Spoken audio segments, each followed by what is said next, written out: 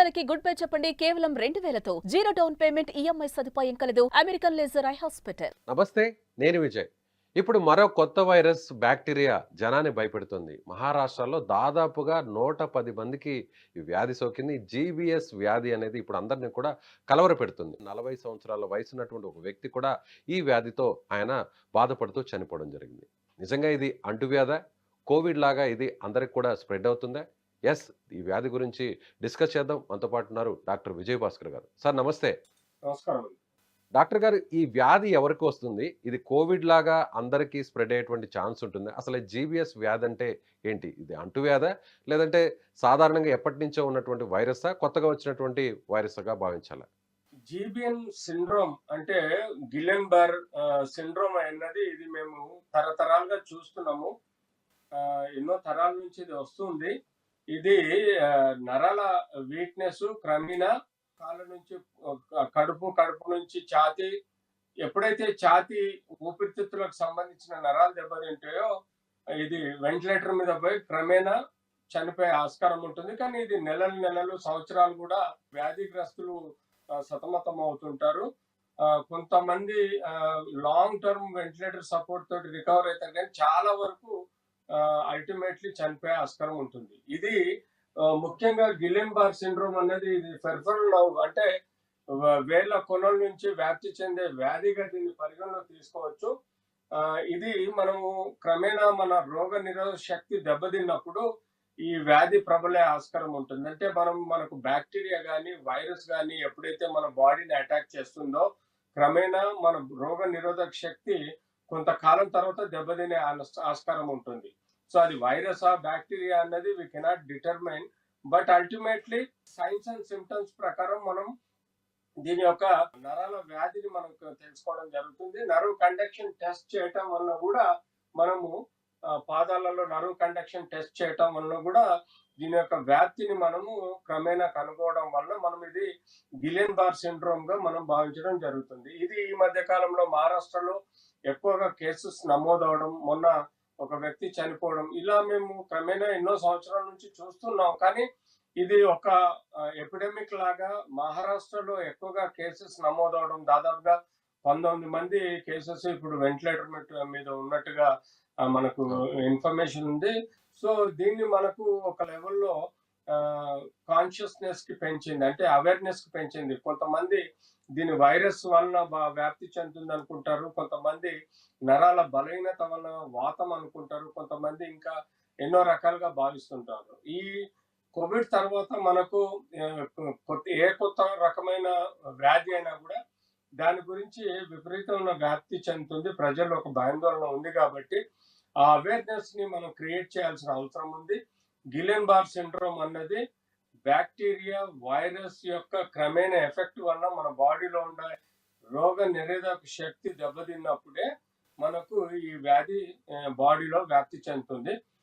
ముఖ్యంగా ఇందులో సిమ్టమ్స్ ఎలా ఉంటాయంటే కోల్డ్, కాఫ్ ఇవన్నీ వ్యక్తిగతంగా ఉంటాయి. డైరియా ఉంటుంది, లేకపోతే తిమ్మిర్లు ఉంటాయి, కాళ్ళల్లో స్పర్శ తెలియకపోవడము, బలం తగ్గిపోవడము, ఈ బేసిక్ గా మనం సిమ్టమ్స్ చూస్తాం. యూజువల్ గా దగ్గు, దమ్ము, జ్వరము ఇలాంటివన్నీ మనకు కామన్ గా ఇనిషియల్ గా స్టార్ట్ అవుతాయి. కానీ అల్టిమేట్లీ కింది నుంచి అంటే పాదాల దగ్గర నుంచి నరాల వీక్నెస్ క్రమేణా పైకి రావడం, అంటే ఛాతి వరకు రావడం మనకు ఇది సిగ్నిఫికెన్స్ గా ఉంటుంది. ఈ యొక్క గిలెన్బార్ సిండ్రోమ్ అన్నది సిగ్నిఫికెన్స్ ఉంటుంది. సో ఇది వైరస్ కాదు, బ్యాక్టీరియా కాదు, ఈ రెండింటి వలన మన బాడీలో రోగ నిరోధక శక్తి ఇమ్యూన్ సిస్టమ్ దెబ్బతింటం వల్ల కలిగే వ్యాధి. ఇది ఏ వయసు వారికి ఎక్కువగా వచ్చే అవకాశం ఉందంటారు సార్ ఈ సమస్య? ఇది ఒక అడల్ట్ ఏజ్ గ్రూప్ లోనో మనం ఎక్కువగా వ్యాప్తి చెందుతాం. చిన్న పిల్లల్లో చాలా తక్కువ చూస్తాం యూజువల్ గా. సో ఎందుకంటే చిన్న పిల్లల్లో ఇమ్యూన్ సిస్టమ్ స్ట్రాంగ్ గా ఉంటుంది. ఇది ఈవెన్ వ్యాక్సిన్స్ వేసుకున్న వాళ్ళల్లో డెఫినెట్లీ ఇది ప్రొటెక్షన్ ఉంటుంది. అంటే కానీ కొన్ని సందర్భాల్లో వ్యాక్సిన్ వల్ల కూడా రోగ నిరోధక శక్తి దెబ్బతిన్నది అనుకోండి, ఆ ఇమ్యూన్ సిస్టమ్ దెబ్బతింటం వల్ల కూడా ఈ యొక్క గిలెన్బార్ సిండ్రోమ్ అనేది డెవలప్ అవుతాయి. సో ఇందులో ప్రక్రియ ఏంటంటే మనకు యూజువల్ గా బి సెల్స్ అని ఉంటాయి రోగ నిరోధక శక్తిలో. ఈ బి సెల్స్ అన్నది యాంటీబాడీస్ ను మనకు సెల్స్ ప్రొడ్యూస్ చేస్తుంది. అంటే మనకు ఎప్పుడైతే యాంటీజెన్స్ ఉంటాయి, కంపిలోబాక్టర్ అని యాంటీజెన్స్ అంటే ఈ వైరస్ వల్ల కానీ బ్యాక్టీరియా వల్ల కానీ మనకు కొన్ని యాంటీజెన్స్ ఫామ్ అవుతాయి. ఎప్పుడైతే యాంటీజెన్ మన బాడీలో ఎంటర్ అవుతుందో ఈ బి సెల్స్, మన బాడీలో ఉన్న బి సెల్స్, ఇమ్యూన్ సిస్టమ్ లో ఉన్న బి సెల్స్ ఈ యాంటీబాడీస్ ని ప్రొడ్యూస్ చేస్తుంది ఆ వైరస్ ని డ్యామేజ్ చేయడానికి.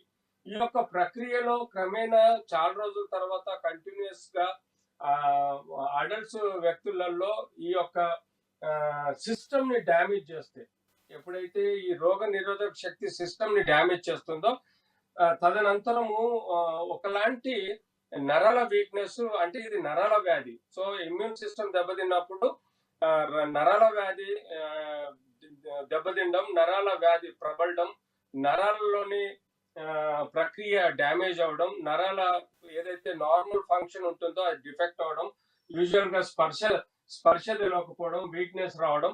ఈ నరాల యొక్క పెరిఫరల్ నర్వ్స్ మీరు చూడండి, ఇది పెరిఫరల్ నర్వ్స్ యొక్క స్ట్రక్చర్ అండి. దీనిలో పెరిఫరల్ నర్వ్స్ లో అంటే వేళ్ళ కొనల్లో ఉండే నరాలలో ఎక్కువగా ఎఫెక్ట్ అవుతుంది. ఈ పెరిఫరల్ నరాల నుంచి పెద్ద నరాలకు, అంటే ఈవెన్ ఛాతి వరకు వ్యాప్తి చెందే ఒక ఈ వ్యాధిని మనం పర్టికులర్ గా దీన్ని గిల్లెన్-బార్ సిండ్రోమ్ అని అనుకుంటాం. సో దీనిలో మనకు డే టు డే చూస్తే, జనరలైజ్ గా చూస్తే ఈ గిల్లెన్-బార్ సిండ్రోమ్ లో పాదాలలో, చేతులలో, కాళ్ళల్లో పారెస్థీషియా అంటే తిమ్మిర్లు రావడం, స్పర్శ తెలియకపోవడం, బలం తక్కువ ఉండడం, తర్వాత క్రమేణా మనము అంటే యూజువల్ గా ఎప్పుడైతే గ్రాడ్యువల్ గా కాళ్ళ పాదాల నుంచి నడుము వరకు వస్తుందో, నడుము నుంచి ఛాతి వరకు వస్తుందో, యూజువల్ గా బాడీలో కండరాలు తగ్గిపోవడం, కండరాలు అంటే ఊపిరితిత్తుల కండరాలు ఎప్పుడైతే వీక్ అయిపోతే అప్పుడు వెంటిలేటర్ సపోర్ట్ ఇచ్చి వాడిని కొన్ని సంవత్సరాల పాటు వెంటిలేటర్ మీద పెట్టుకోవాల్సి వస్తుంది until the recovery. But certain people ఈ లోపల మెటబాలిక్ డిరైల్మెంట్ అయి మల్టీ ఆర్గన్ ఫెయిల్యూర్ లో పోయి చనిపోయే ఆస్కారం ఉంటుంది. సో టిపికల్ గా చూడండి, ఇక్కడ ఈ వ్యక్తి ఇలా బిగుసుకుపోయాడు. సో ఇలాంటి ప్రక్రియను మనము జీబెన్ సిండ్రోమ్ అంటాం. సో ఎప్పుడైతే ఇది ఊపిరితిత్తులకు వ్యాప్తి చెందుతుందో, ఇందులో పారెస్థీషియా, పెరాలసిస్ అంటే ఇనిషియల్ గా నరాల వీక్నెస్, తర్వాత మనకు వచ్చేది ఇది పెరాలసిస్, టోటల్ ఊపిరితిత్తులో పెరాలసిస్ వస్తుంది. ఇందులో లేట్ మేజర్ వైటల్ ఆర్గన్స్ లలో అంటే కిడ్నీలలో కాన్స్టిపేషన్, ఇన్కాంటినెన్స్ రావడము, అలాగే లంగ్స్ లలో బ్రీదింగ్ డిఫికల్టీ అవడము, రెస్పిరేటరీ ఫెయిల్యూర్ అవడము, హార్ట్ లో డిసరిథమియాస్, బ్లడ్ ప్రెషర్ చేంజెస్ రావడము, న్యూరోలో క్రేనియల్ నర్వ్స్ ఎఫెక్ట్ అయిపోయి paralysis of the face, swelling, speaking capacity తగ్గిపోవడం, టెంపరేచర్ ఇర్రెగ్యులారిటీస్ రావడము. ఇలా యాజ్ సచ్ దీనికి గులెన్-బార్ సిండ్రోమ్ కి ట్రీట్మెంట్ స్పెసిఫిక్ గా ఏం లేదండి. విల్ రిమైన్ అంటే వెజిటేటివ్ స్టేటస్ లో పేషెంట్ ఉండిపోతాడు. అంటే ఇతని రికవరీకి తగ్గించడానికి మనం సైన్స్ అండ్ సిమ్టమ్స్ ప్రకారం ట్రీట్మెంట్ ఇవ్వాలండి. ఇంటర్వెన్షన్స్ మనకు 2-3 వారాల్లో స్టార్ట్ అవుతుంది. అందులో ఇమ్యునోగ్లోబులిన్ థెరపీ అంటాము. ఇమ్యునోగ్లోబులిన్ థెరపీ అంటే మనము ఈ ఇమ్యునోగ్లోబులిన్ మార్కెట్ అవైలబుల్ ఉంటాయండి ఈ ఇమ్యూన్ సిస్టమ్ ఇంప్రూవ్ చేయడానికి. ఈ ఇమ్యునోగ్లోబులిన్స్ చాలా కాస్ట్లీ ఉంటది. దాదాపుగా రెగ్యులర్ గా బ్రీదింగ్ ఎక్సర్సైజ్ చేయడము, రెస్పిరేటరీ ఎఫర్ట్ పెంచడము, ఈసీజీ తీసి హార్ట్ ఫంక్షనింగ్ చూస్తూ దాన్ని మేనేజ్ చేయడము, బౌల్ సౌండ్స్ కూడా చూస్తుండాలి. అంటే పేగుల యొక్క కండరాలు సరిగ్గా పనిచేస్తున్నాయా, వీక్నెస్ వచ్చిందా లేదా అనేది.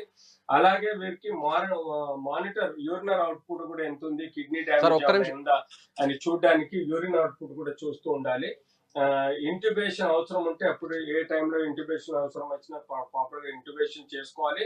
ఆ ఇంట్యుబేషన్ ని ఇన్ఫెక్షన్ రాకుండా కేర్ తీసుకోవడము, ప్రెషర్ ఇంజురీస్ ఏమైనా ఉన్నాయా, అట్లా బ్లడ్ క్లాట్స్ ఉన్నాయా అనేది చూడాలి. ఇలా ఇది మనము పర్టికులర్ గా దీన్ని ట్రీట్మెంట్ ఈ వయసులో మనము ట్రీట్మెంట్ అబ్జర్వేషన్, ట్రీట్మెంట్ చూసుకోవాల్సి వస్తుంది. సో హ్యూమన్ బాడీలో ఇమ్యూన్ సిస్టమ్ కొన్ని ఆర్గానిజమ్స్ వల్ల డ్యామేజ్ అవుతుంది కాబట్టి ఈ గులెన్-బార్ లో ఏంటంటే ఇమ్యూన్ సిస్టమ్ యాక్ట్స్. సో ఇవేవైతే మనకు ఇమ్యూన్ సిస్టమ్ వల్ల ఇవి ఓవర్ డ్రైవ్ అయ్యి మన మైలిన్ షీట్స్ అంటే నరాలకు సంబంధించిన ఒక షీట్ ఉంటుందండి, వాటిని డ్యామేజ్ చేయటం వల్ల progressive neurological weakness are paralysis develop అవ్వటం వల్ల పారాపెరసిస్ కానీ పెరాలసిస్ సార్ అవటం వల్ల వీరు వెంటిలేటర్ మీదకి వెళ్ళిపోయి సడన్ గా కానీ డిలేగా కానీ చనిపోయే ఆస్కారం కూడా ఉంటుంది. సార్ ఫైనల్ గా బ్రీఫ్ గా చెప్పండి, ఇది అంటువ్యాధ? ఇది అబ్సల్యూట్లీ అంటువ్యాధి కాదండి. ఇది కేవలం వైరస్ బ్యాక్టీరియా మన బాడీలో ఎంటర్ అవుతుంది. వైరస్ బ్యాక్టీరియా యాంటీబాడీగా యాంటీజెన్ గా ఎంటర్ అవుతుంది దానికి శత్రువుగా భావించినప్పుడు. ఈ యాంటీజెన్ యాంటీబాడీ యాక్టివిటీ అంటే ఈ యాంటీజెన్ ని నాశనం చేయడానికి మన బాడీలో యాంటీబాడీస్ ని బాడీ బి సెల్స్ ప్రొడ్యూస్ చేస్తాయి. వీటి యొక్క ఓవర్ డ్రైవ్ వలన మనకు ఈ యొక్క సిస్టమ్ దెబ్బతిని ఈ నరాల శీతిని డ్యామేజ్ చేయటం వలన వచ్చే వ్యాధి అండి. ఇది ఎట్టి పరిస్థితుల్లో అంటువ్యాధి కాదు. Thank you sir. Thank you. ఇది డాక్టర్ విజయభాస్కర్ గారు చెప్తున్నట్టుగా ఇది అంటువ్యాధి కాదు, కాకపోతే ఇది ఎప్పటి నుంచో ఉన్నటువంటి వ్యాధి ఇది. అయితే వైరస్ బ్యాక్టీరియా బాడీలోకి ఎంటర్ అయిన తర్వాత ఇది యాంటీజెన్గా మారిన తర్వాత ఈ వ్యాధి వచ్చేటువంటి అవకాశం ఉంది. ఇది ప్రధానంగా నరాల వ్యవస్థ మీద ప్రభావం చూపుతుంది.